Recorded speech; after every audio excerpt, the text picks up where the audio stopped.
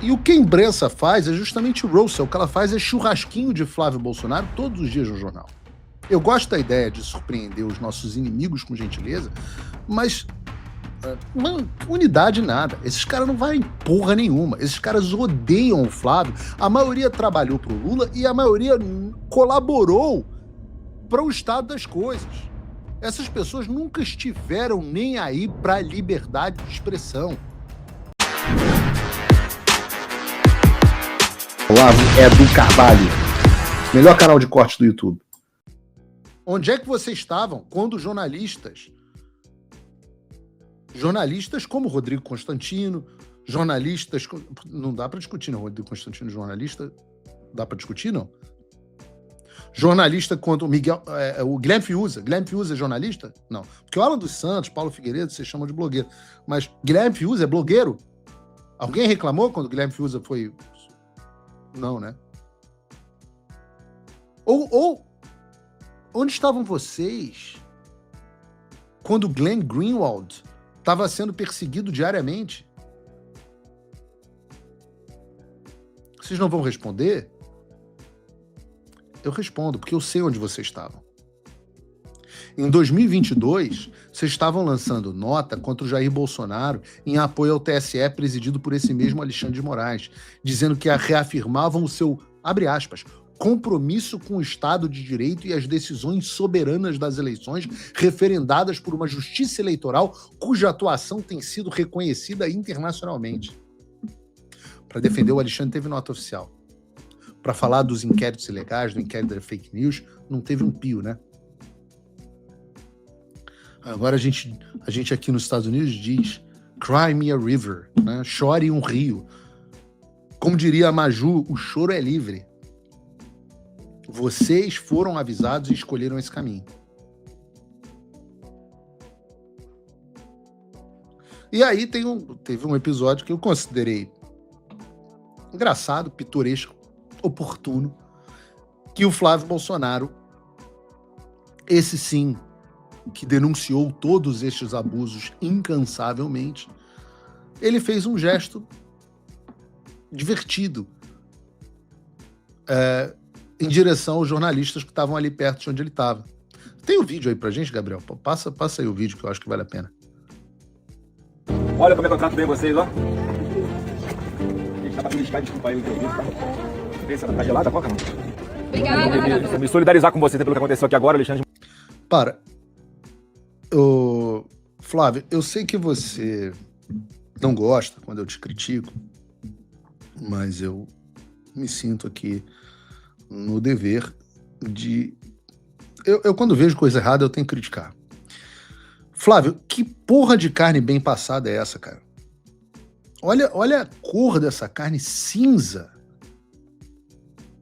O boi morreu por nada. Quem fez esse? Pelo amor de Deus, pessoal no chat se manifesta aqui. Quem fez esse churrasco?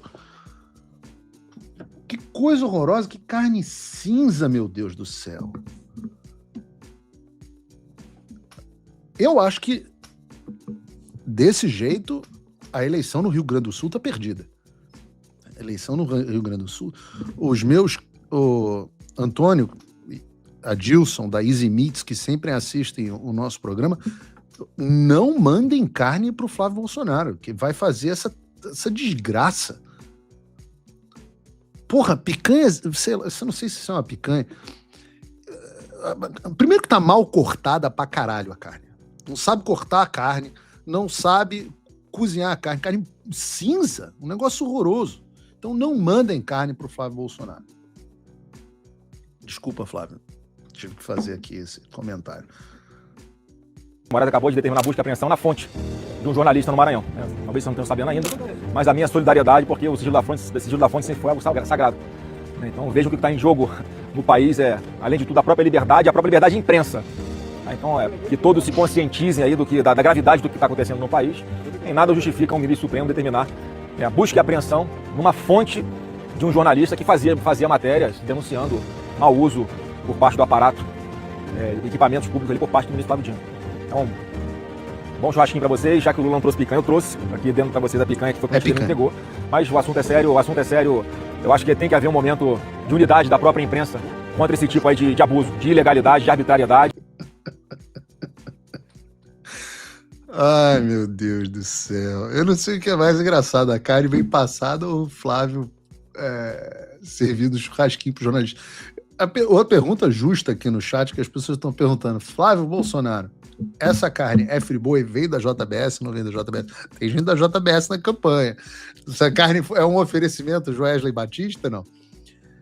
Zoeiras à parte, eu gostei da atitude. Eu achei uma atitude oportuna, eu achei uma sacaneada, assim, bacana.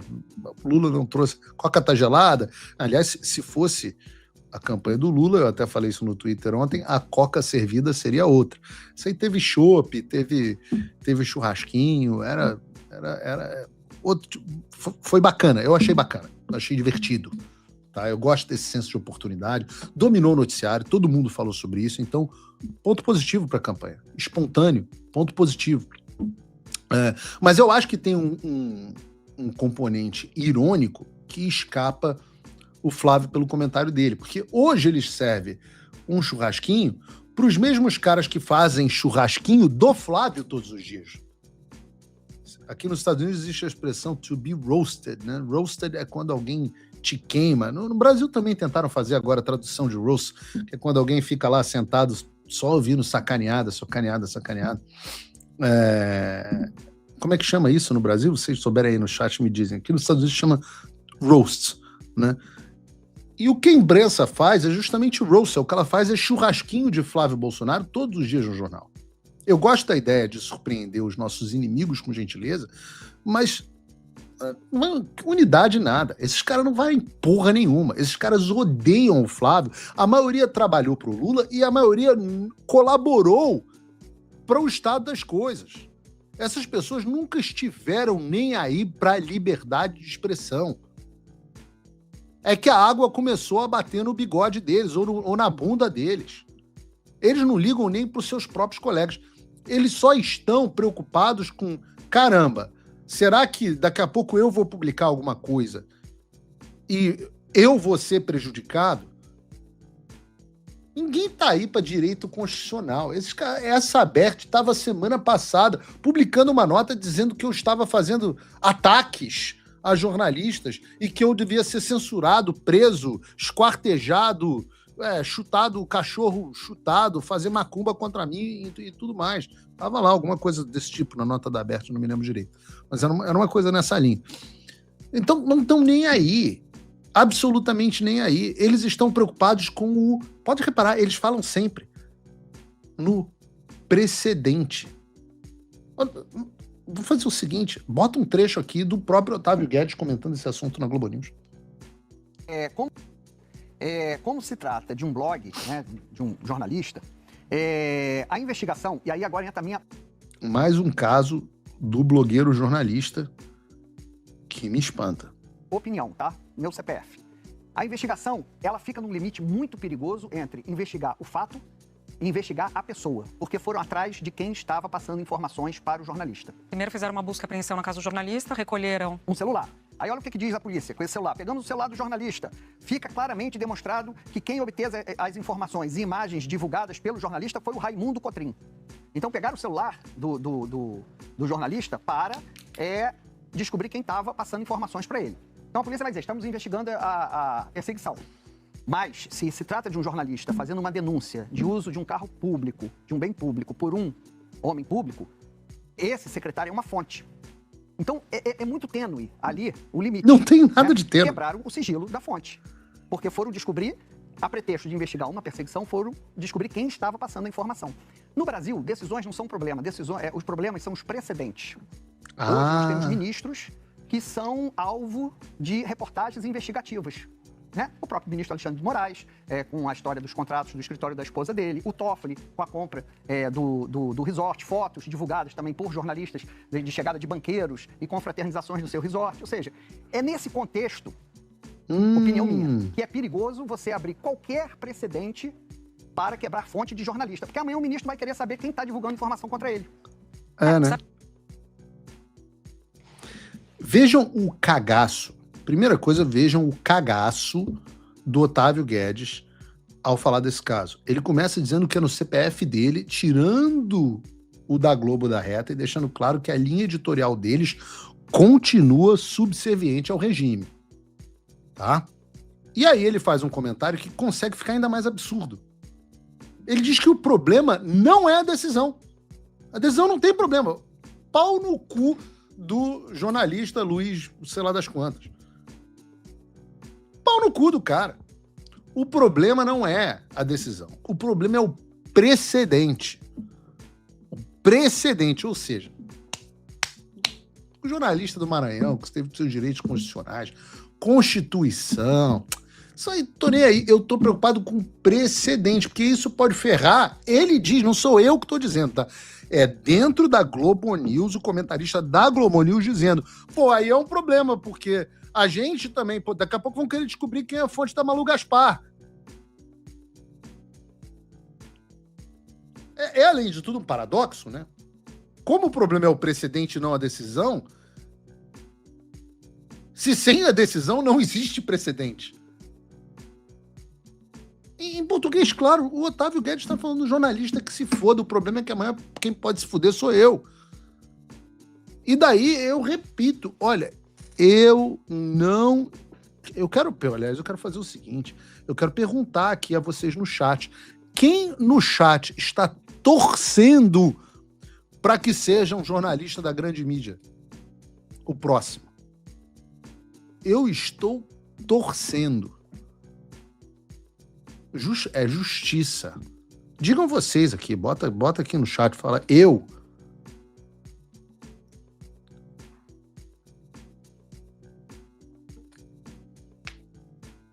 Vocês acham que eu esqueci de pessoas como a Vera Magalhães, que celebravam o Alexandre de Moraes nas redes sociais dizendo vigiar e punir, gostoso demais? Vocês acham que eu esqueci, Vera? Não. Só que a vigilância e punição tá chegando em vocês. Aí já não parece mais tão gostoso assim para vocês? Para mim parece uma delícia. Mas não se preocupem. Eu sei que vocês da velha mídia apoiam tudo o que fizeram contra mim e tantos outros colegas de profissão, mas eu não sou igual a vocês. Mesmo tendo uma certa satisfação pessoal, mesmo com os mamilos levemente entumecidos, eu vou continuar lutando pela sua liberdade, pela minha liberdade, pela liberdade do Luiz Pablo, pela liberdade do Otávio Guedes, da Vera Magalhães e de qualquer outra pessoa que esteja debaixo do regime do Xandaquistão.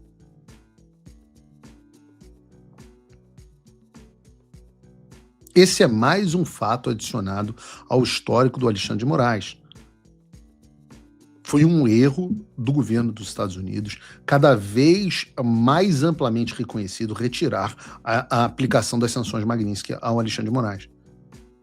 E nós avisamos aqui, e o Alexandre sempre nos comprova correto, que a gente sempre diz, ele vai dobrar a aposta cada vez mais. E a gente está ficando certo que nós temos razão no que estamos falando. E os americanos estão vendo. Não é à toa, hoje o Paulo Capelli deu publicidade a um fato muito interessante, ao de que os Estados Unidos estão monitorando as decisões do Alexandre de Moraes.